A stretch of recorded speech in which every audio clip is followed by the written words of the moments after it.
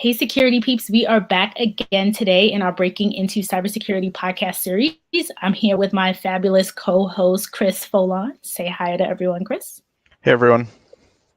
And our special guest today, Cat Murdock. Say hi, everyone, to everyone, Cat. Hello, everybody. So happy to be here. I know we are super excited to have you here because of all of I've learned about your background based on what Chris has been telling me with all the different things that you've had going on, the social engineering. I cannot wait for you to tell your story about how you got here to cybersecurity. And before we jump in, I usually just give a little tidbit about the podcast to anyone who has not been here before. So Breaking Into Cybersecurity, the reason why we put this all together is because Chris and I both had tons of people reaching out to us, asking us pretty much daily, how do we break in? And we have guests like you come on, telling us how you broke into the industry. And in your case, it's really unique. So I'm really excited to hear about it, and for you to tell our guests about it. And then we just dive in and ask more and more questions. Yeah. So Kat, I'm going to kick it off to you. I know you're in the Colorado area, and tell us about your journey. Cool. Yeah, I would love to. So I want to start off by saying that anybody who's interested in cybersecurity or information security, I think one of the most important things to remember is, why are you excited? Because I think that that's often like your most marketable quality in the industry.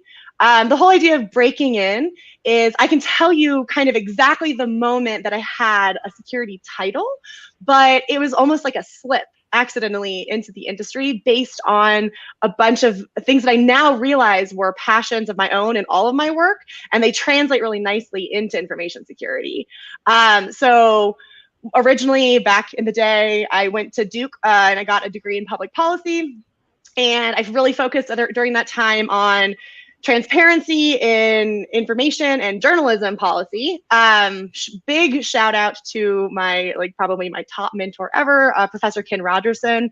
He ran this course called Public Policy 114, and it was essentially a big memo writing course. And it was kind of ridiculous, but every single week or 2 weeks, you had to write a memo, like a compelling memo, to a different type of stakeholder. So you'd have to make a point about you'd focus on one specific issue for the whole semester, and then you would have to argue that issue and communicate it properly to a variety of stakeholders. And this is translated, that is honestly one of the very first moments that I started acquiring my cybersecurity skill sets that weren't just my innate joys and drives and desires, because it really taught me how to properly articulate where issues were, where the gaps in where gaps in processes were, and then how to explain those things to a variety of people, which is extremely important in information security, because you're dealing with so many different stakeholders in an organization, and not all of them know what you're talking about.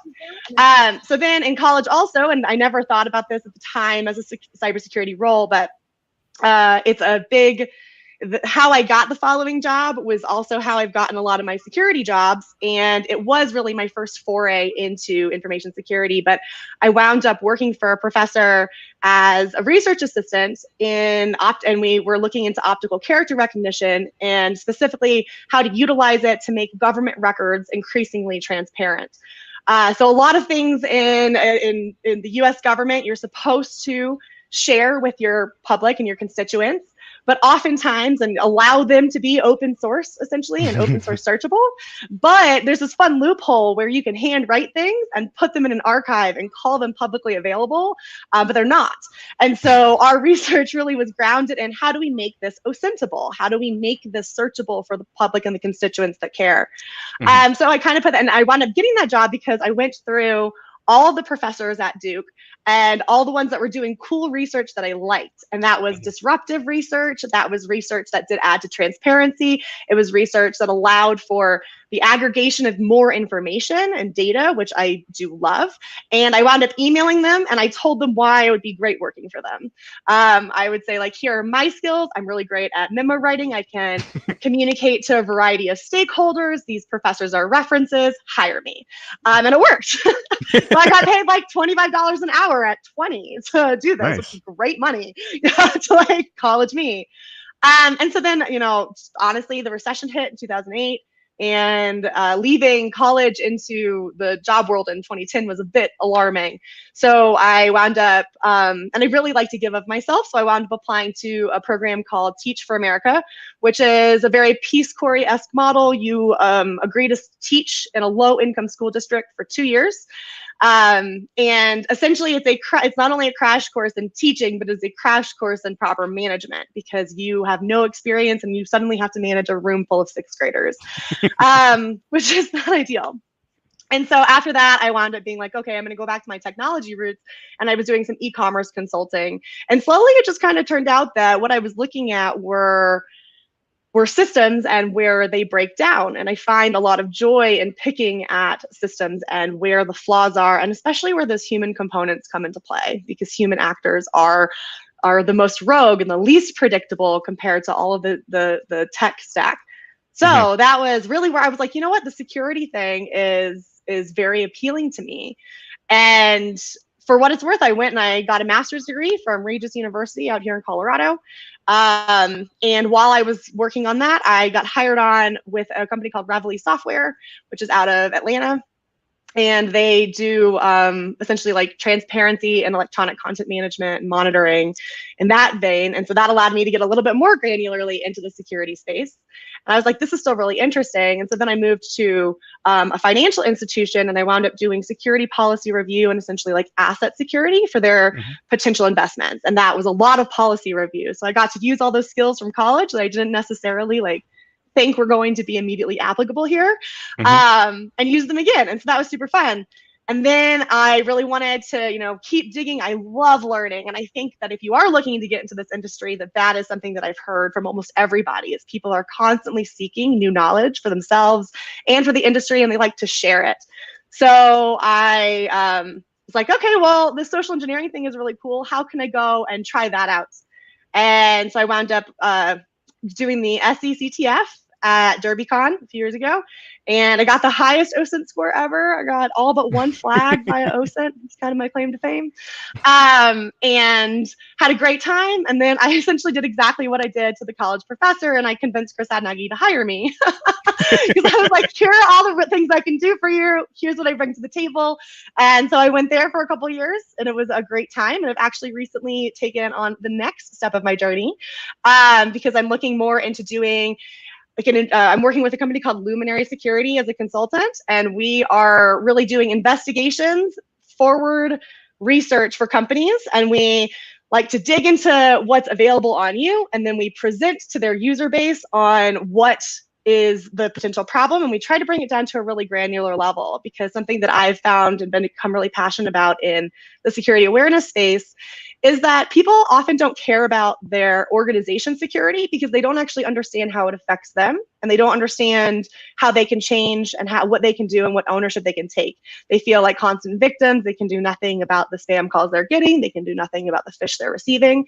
So I love speaking to just the end user about even like not in the organization, about what they can do to think about their own security posture and their own operational security, and because if they care about their own, they're going to be more own security. They're going to be more aware at work. So what Luminary Security does is we go and we do a whole corporate investigation, and then we really tailor our learning and speeches for that organization to here are your problem areas. Here are the scary attack vectors, essentially, because I love the adversarial mindset. So I take that adversarial mindset and I do all the research, and then we go in and we basically like politely scare them and then tell them how to fix it. And I love that. And we're working with a lot of very up and coming rising companies in that 100 to 200 person hire range that have a lot of, and we're really hoping to partner with them so that they can take their new baby products and grow them with security in mind, because I do believe that the future is the secure development lifecycle from the get-go, and making a commitment from the beginning, rather than being an established technology and now saying, oh no, we have all these new problems. Let's start adding band-aids to a tech stack that already exists. So that's my hope and that's my goal. And really excited to be working with a great team, and so sad to be leaving the social engineering realm, but all of those skill sets are so interesting, and they definitely help when talking to the end user about what is alarming to them and why they should care. Wow, so. A lot to unpack there. Sorry, work on it. In the process, we lost Renee. She had technology problems, but we will keep going. We're still streaming. We're still recording. So let's keep rolling with the show. So I guess let's start with unpacking your journey. Yes. So you mentioned when you were leaving college and you were going to some of your first roles, you found a lot of transferable skills. Yes. And I think that is often overlooked as an avenue to display the value that you bring to an organization, especially when you're transitioning from a different field or you're transitioning from a student to coming into the industry. So let's talk about how you highlighted some of those transferable skills, talking to potential employers for our guests to see that self-evaluation process for them. Absolutely. So I'm going to start with kind of the least exciting one. So brace yourselves. But quite frankly, solid report writing is one of the most sought after and underrepresented skill sets in the industry. The ability to articulately communicate the problem to the stakeholder that needs to care is really, really important. If we hand a pen test report over that is just full of technical jargon with no actionable steps and no way to translate that to the person, the C-level stakeholder who's reading it, that's a problem for the security side of things. And if you are a good report writer, if you have the ability to take a problem and translate it into words and give those words to someone else, that's a huge asset. And more importantly, while you're doing that, you get, if you can find a way to be like, hey, I'll help you write your reports, but through this, you're learning, you get to see what every step was along the way. You get to ask questions and you get to get those clarifying moments. And then, having a good, solid report writing strategies and abilities is an amazingly marketable skill that can translate among multiple fields. So that'd be number one. Number two is a constant ability to critically think and learn, wanting and finding your own answers. I think that no matter what sector of InfoSec or cybersecurity you're working in, Google is your best friend. Whether it's open source intelligence, whether it's exploit dev, like being able to Google the right questions and find a variety of answers and then be able to distill those answers down to how they apply to you and what you need is super important. So report writing, critical thinking, and then that kind of merges into a constant desire to learn and an ability and desire to reassess what you have and what you need, and to just sit down with somebody and say, here's what I can give you right now. Here's what I'm working on, and here's what I'm more than happy to learn, but it's not where I'm at right now. It's my growth areas. So knowing those things about yourself and being really open about, here's everything I bring to the table, and here's how you will immediately benefit from what I have to offer, combined with, I'm so excited to learn these things that you offer here, that attitude, I believe, in this industry is representative of the skill sets needed to succeed. So we could break that probably down to communication, curiosity, and continuous learning. Sure. Yes. Yeah. I like it. Thanks, Chris. I made a memo for you. Yeah, I love it. Let's talk about your journey. So oftentimes we hear from some of our guests or some of the individuals we've been interacting with, we've applied for X number of jobs. This is where we're applying. This is what we're doing. You made your story sound so easy that you wrote Chris Hagnacki and you did this. Him. Let's be really honest. So was it like a one and done, or were you applying to other organizations? Were you tell us about your process? So honestly, at that specific transition, I was getting quite bored at the financial institution, the venture firm I was working with, because they were really interested in a lot of IoT companies, and some of those ventured into like healthcare IoT, which is extremely early stage. And so my job became a lot of saying no. And like I didn't even have to do a deep assessment. I'd be like, no, you do not want to own this in the event that they default on their loan and you do own it, like this is a problem. So I wasn't necessarily looking all around. I was looking for specific next steps. I think that regardless if it was that transition or a prior transition, I personally have rarely applied in to large pools of applicants. Like I don't necessarily go through Indeed or Glassdoor or a big recruiting pool, I typically crutch on my network, and I really invest in people. And and that's not to say that it's not even, I like to invest in organic relationships. I do typically enjoy talking to people and like-minded people, and I find all people fascinating. So I really recommend going to cons, going to networking events in your city, and getting to know people, because sometimes the culture that you're moving into at your next role is more important than the work you're doing, and making sure you're on a team of like-minded people who also want you to succeed and recognize that careers and people are constantly evolving and constantly learning. So my biggest piece of advice is to go and meet people, talk to people. And as you do this, you learn more about what you want out of your role and what you want out of the industry and what you can offer. Because in some of these, meet and greets or networking events, you'll really vibe with somebody and you'll realize that you have a great idea. And even though your skills may not be directly in security right now, the ideas and the drive and the concept that you're bringing to the table is very in line with the other people. So I highly recommend if social interactions or going to these things makes you a bit nervous, there are a lot of tools online. Honestly, even Jordan Harbinger's new podcast, I think the Jordan Harbinger Show, he gives a lot of good networking advice.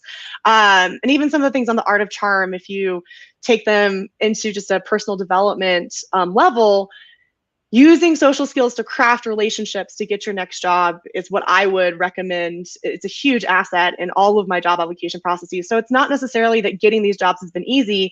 It's that I try and approach it from a very different way so that I stand out and I'm not just another resume. It really is like you know me, we're on the same page. Let's work on this together because we're both so excited about it and we'll be great. So that's, really go out. Networking is my number one advice to almost anybody in any field. Well, I guess being a social engineer fits perfectly into that. There is probably a very strong overlap. Those Venn diagrams might be a circle. So yeah, I mean, it's something that Renee and I stress all the time, networking, building connections in the community, because you get to know individuals, you can do informational interviews, you can find out whether that role is really right for you before getting a job and doing that role and realizing that, no, this really isn't the right role for me.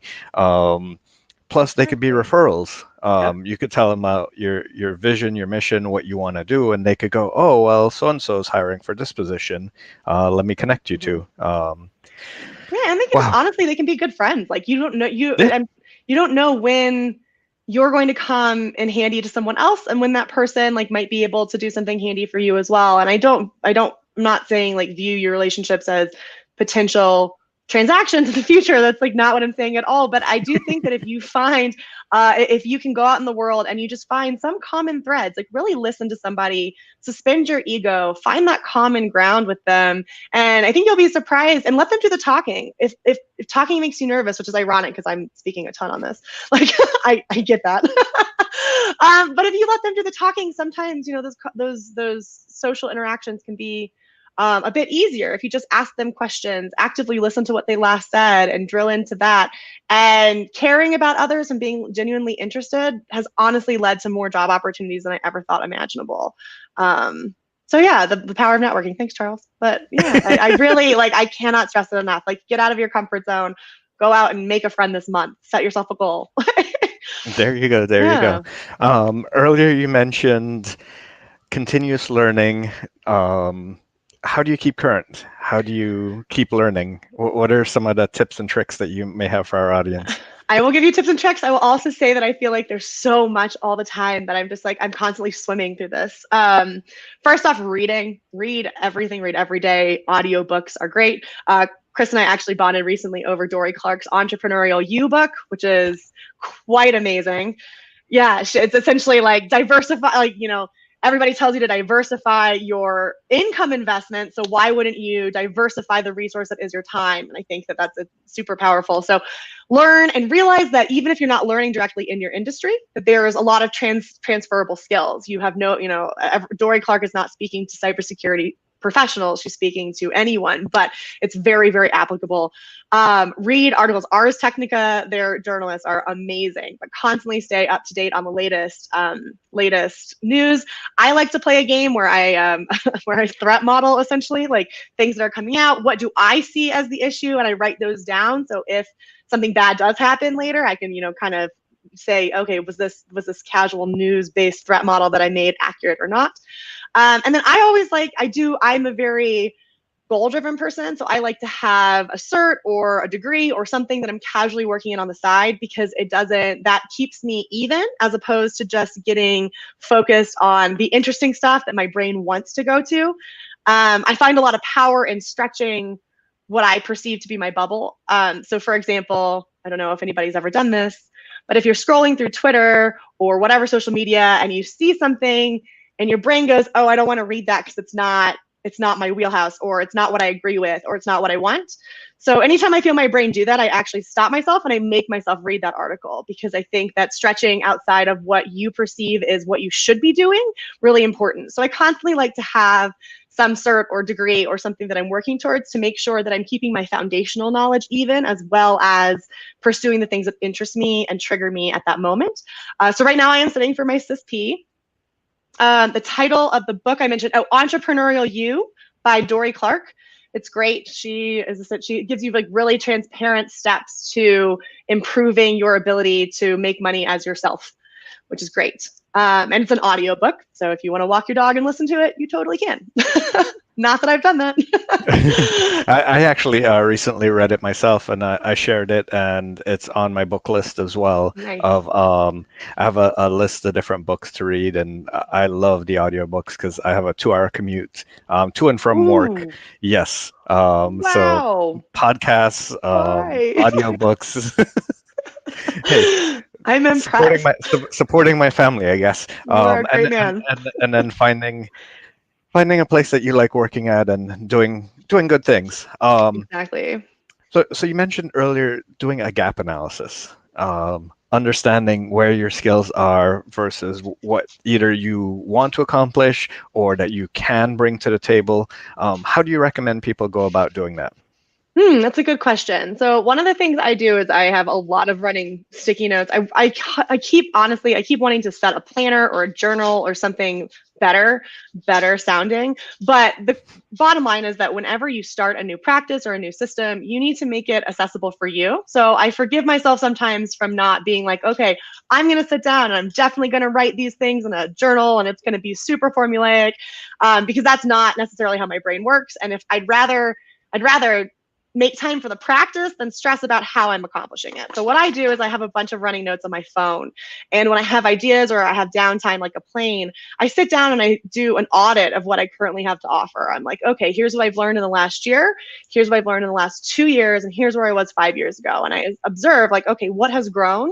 And then how can I put a label over those skill sets? So social engineering was an easy one to label because it was like the title of my job. And I wound up saying like, okay, well, I actually see where these skills started before I even had this job. And now I see the actual words to use to communicate them to other people. And so doing an audit of what you've been learning is the first step. And then asking yourself, what do you think you want to be doing next? And I say think because it's really important to allow yourself to change your goals. As you learn more, your goals will become more refined and you'll understand a bit more about what actually makes you happy and what interests you the most. So constantly forgive yourself for changing your mind to an extent. So audit what you have. Think about where you want to go. So do you want a job as a pen tester? Do you want a job as a CISO? Do you want to be an advocate? How do you want to get there? And then I always like underneath all of this, underneath just the industry stuff, I like to keep in mind what kind of life do I want to be living? I dislike the idea of tell me your 5-year plan. I think that the 5-year plan from the 80s, 90s interviews is too confining. But I do like the idea of what do you want your life to feel like in 5 years? Do you want to have flexibility? Do you want to be climbing a corporate ladder? Do you want to be working in a small company that may be growing rapidly, or do you want to be working in a bigger company that may have some stability? So understanding what you want for your life can often help play into what is that next step and what is that goal for this gap analysis. And then I would go and I would read a bunch of Glassdoor reviews of the jobs you think you want, and which is very OSINT-y, I get that. And kind of write down, like, what certs are they looking for? What skills are they looking for? And what of those do you have and what of those do you not have? And then when you do that, I would also say you do not need to have every single one of those skills, especially like statistically, ladies listening, don't be afraid to apply to a job that you may not be perceived as qualified for, especially not in this industry. This industry needs smart, intelligent, hardworking, interested people. It's extremely understaffed. And the statistic I'm referring to, which I'm not going to try and quote because I don't remember it off the top of my head, but women are much less inclined to apply to jobs that they perceive they are not qualified for. But do not be afraid to shoot for the moon. Do a little bit of extra research after you do this. If you're like, this is where I want to be, this is what I have, write that down in like an email format, write, on your own, open a Word doc and write the email you would send to somebody. Make it very short, 2 to 3 paragraphs max, with 2 to 3 sentences per paragraph saying, this is what I offer you, this is where I want to go, and this is why we will work well together. And try to get around that hiring process. Don't be afraid to OSINT your way into finding the person who is doing the hiring, finding that talent acquisition manager. Be really dogged and stand out from the pack, because if you just apply, if you just stick your resume into a pile, people may not see how special and perfect you realize you are for that role. Yeah, I think you're definitely echo what you just said. And at a recent Tribe of Hackers, there was a quote. I think it was from Kristen Berger. I definitely mispronounced her name, but her quote was, "For the women out there, apply like a mediocre male would." And yes. I've heard that one in some social circles. Yeah, yeah. But don't be afraid. Yeah, and for the individuals that I mentor, I definitely promote that, because if you just the letter that you propose to write, if you did that, you would be up over 95% of the individuals, because you prepared yourself for the role, you did the gap analysis of where you are and what you can bring to the table, and most people wouldn't even be able to articulate that in an interview, in a document, anything. And a hiring manager would see that and be like, already, okay, well, let's at least talk to this person and see where things line up.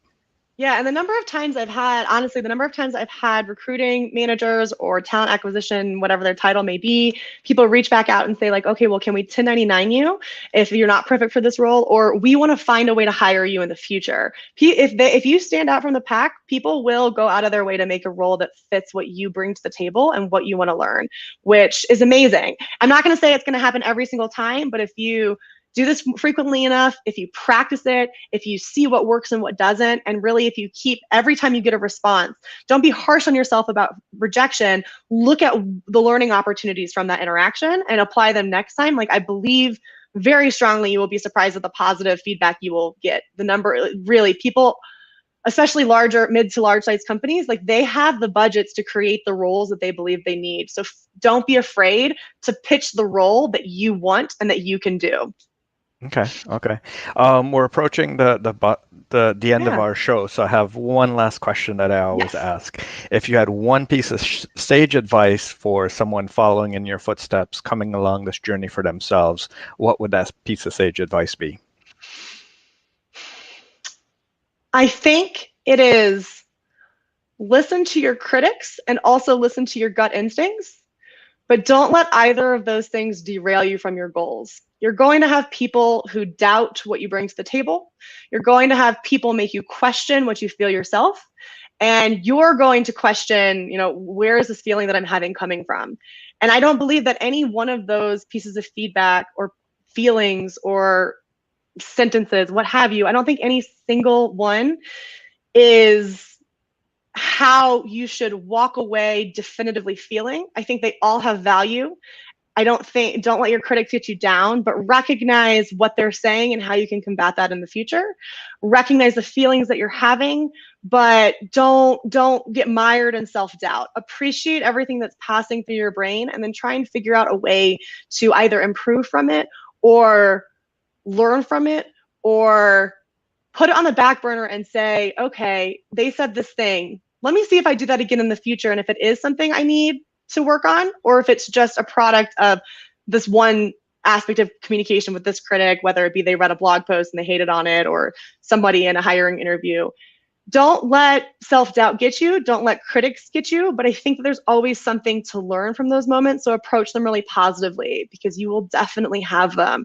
And there's always so much to learn in this industry. It's very easy to get derailed by somebody who says like, but wait, don't you need X? Or get derailed by your heart saying, but wait, you don't have Y. So really just anytime you feel those moments of, hey, is this negativity right?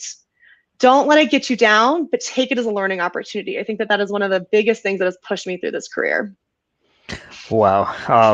You've been absolutely amazing. We're definitely going to have to invite you back. Well, Renee's not here, so she can't give her closing words, but she will close us out in the background. And I just want to thank you so much for your time, and truly appreciate it. Thanks, y'all. It's been a pleasure. Thanks for all the love in the chat. I see you guys. Thanks, Charles. I'd love to come back. Definitely stay in touch. And check out Luminary Sec. LUMINARYSEC.com. It's pretty bare bones, but we'd love to hear from you. We're really excited about all we're doing. And yeah, I don't know, my new thing is like, let's definitely make sure that we marry our biz dev friends with our security goals so that we can work towards a more secure future. There you go. Perfect. Luminary Sec, SEC, Renee, not tech. Like Luminary Security, but thank you.